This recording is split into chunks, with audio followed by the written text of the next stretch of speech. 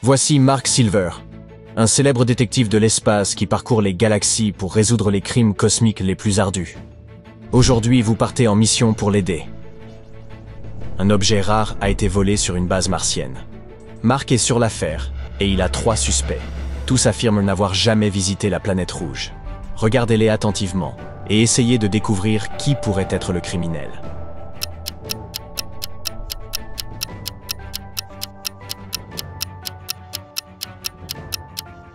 Regardez cet homme. Les semelles de ses bottes sont couvertes de poussière rouge. Mars doit son surnom à la couleur de son sol. Donc, il ment certainement lorsqu'il affirme qu'il n'a jamais mis les pieds sur cette planète. Suspect. Mark est envoyé en mission sur une planète où tous les habitants ont une apparence différente. Lorsqu'un groupe de locaux l'accueille à l'astroport, il comprend que l'un d'entre eux est un imposteur.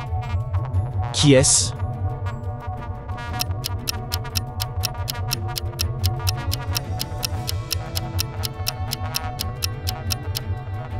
C'est cette créature avec 8 bras et des tentacules à la place des jambes.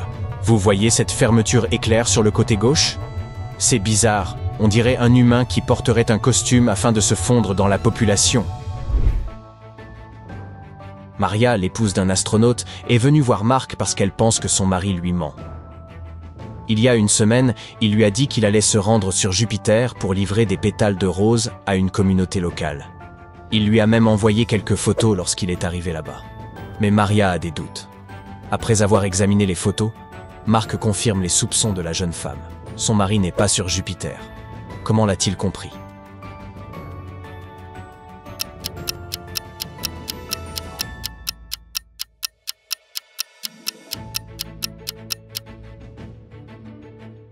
Regardez ces anneaux derrière le mari de Maria. Une seule planète dans notre système solaire possède des anneaux aussi larges et proéminents. Et ce n'est pas Jupiter, mais Saturne. Un jour, Mark pilotait un vaisseau spatial. Oui, il sait aussi faire ça, lorsqu'il s'est rendu compte qu'il manquait de carburant. Il s'est enquis des planètes les plus proches. Il fallait qu'il se ravitaille vite.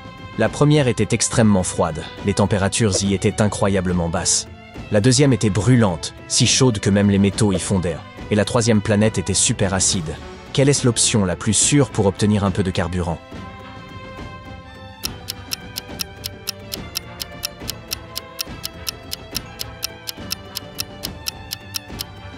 Mark doit opter pour la première planète. Il sera à l'intérieur de son vaisseau spatial, donc le froid ne lui fera pas de mal. Quant aux températures élevées et à l'acidité, elles peuvent facilement endommager son vaisseau. Le chef d'une mission sur une planète lointaine a demandé à Mark de venir l'aider à résoudre une affaire épineuse. Il a 3 nouveaux venus, et il soupçonne l'un d'eux d'être un imposteur et de ne pas être terrien. Pouvez-vous aider Mark à comprendre quel astronaute n'est pas humain ?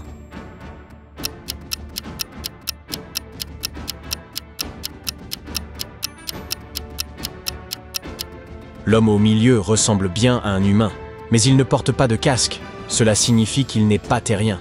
Mais ce n'est pas tout. Regardez cette femme, à droite. Son réservoir d'oxygène n'est pas connecté à son casque. Elle n'est pas humaine non plus. Mark est arrivé sur la Lune car quelqu'un a volé les affaires des astronautes d'une base située sur la face cachée du satellite. Après avoir enquêté, Mark a trouvé 3 suspects. Julia lui a dit qu'elle n'avait pas quitté le laboratoire. Anna lui a dit qu'elle avait vu des empreintes de pas autour de la base, mais qu'un peu plus tard elles avaient disparu. Le vent devait les avoir effacées. Et Lucas a expliqué qu'il avait passé tout son temps à réparer des logiciels. Qui est le criminel ?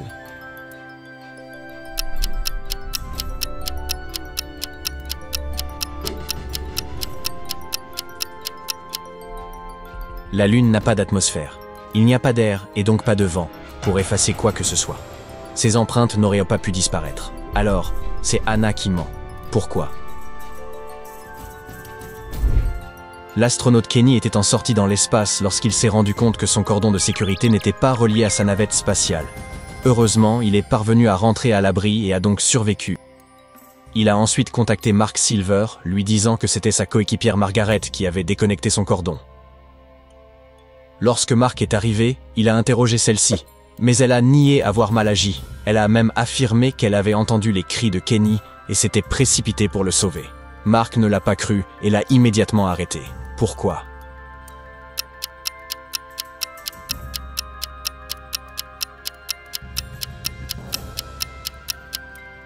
Il n'y a pas de bruit dans l'espace, car il n'y a pas d'air ou d'atmosphère pour transporter les ondes sonores. Même si Kenny avait crié, personne ne l'aurait entendu. Des pirates de l'espace ont capturé Mark et l'ont enfermé dans un compartiment de cargaison. La porte est équipée d'une serrure à mot de passe. Pour sortir, Mark doit se souvenir du nom de la plus grande planète du système solaire. Il a 3 options: Saturne avec ses anneaux, la géante de gaz Jupiter et la géante de glace Neptune. Pouvez-vous l'aider?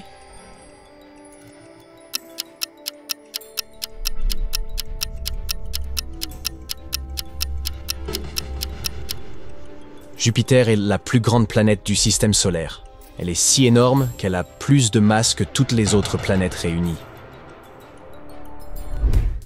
Les amis de Mark sont revenus de vacances et ont commencé à partager leurs expériences. Pete a dit qu'il avait escaladé un volcan ultra haut sur Mars. Daniel était content d'avoir vu la grande tache rouge sur Jupiter. Et Thomas était super enthousiaste à l'idée d'avoir nagé dans un lac sur la plus grande lune de Saturne, Titan. Mark a tout de suite compris que l'un de ses amis mentait. Qui était-ce?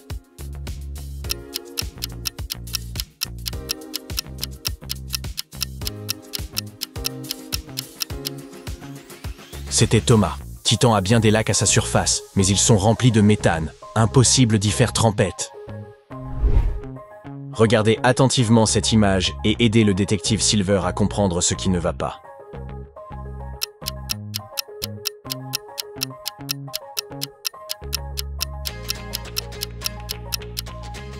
Ce paysage ressemble à la surface de la Lune.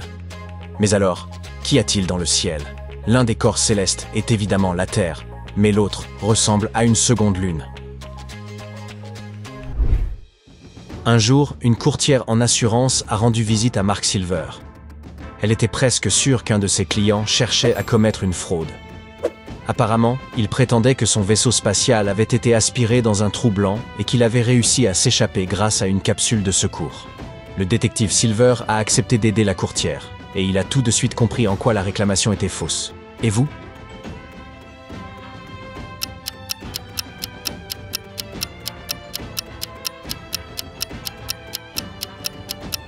Ce sont les trous noirs qui avalent tout ce qui s'approche trop près. En revanche, les trous blancs expulsent de la matière et de l'énergie. Ainsi, un trou blanc ne pourrait pas attirer un vaisseau spatial, ni d'ailleurs aucun autre objet. Un jour, Mark était en vacances sur une planète lointaine dans une galaxie éloignée. Il flottait dans une capsule de verre, au-dessus d'une mer de lave bleue, lorsqu'il aperçut un objet dans le ciel. Il grossissait de plus en plus. Mark se disait qu'il pouvait s'agir de 3 choses: d'une comète, d'un trou noir, d'une planète vagabonde. Pouvez-vous l'aider à comprendre ce qu'est cet objet mystérieux?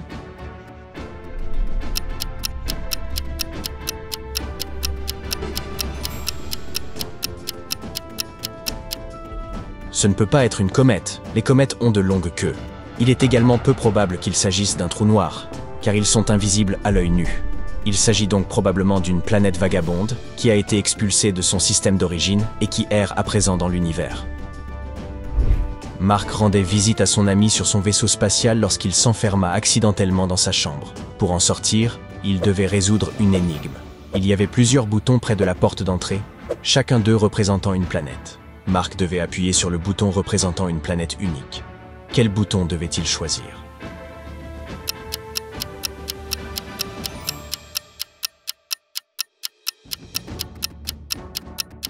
Mark devait appuyer sur le bouton représentant Uranus. C'est la seule planète qui tourne autour d'un axe horizontal. Maintenant, Mark veut que vous résolviez quelques énigmes. Regardez cette image. Cette fille vient d'atterrir sur la Lune. Pouvez-vous repérer 2 choses étranges?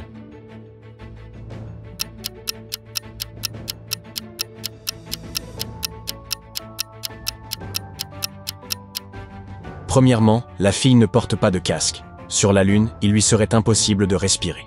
Deuxièmement, le vent souffle dans ses cheveux. Mais il n'y a pas de vent sur le satellite naturel de la Terre. Maintenant, regardez les planètes du système solaire et dites-nous si quelque chose cloche.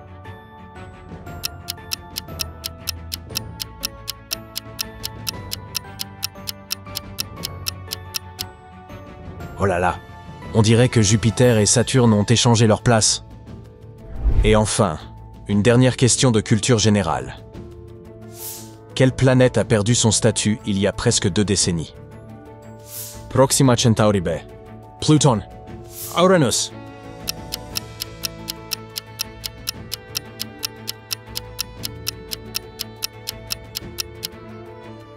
C'est Pluton. En 2006, alors qu'on la considérait depuis longtemps comme la 9e planète, elle a été reclassée en planète naine.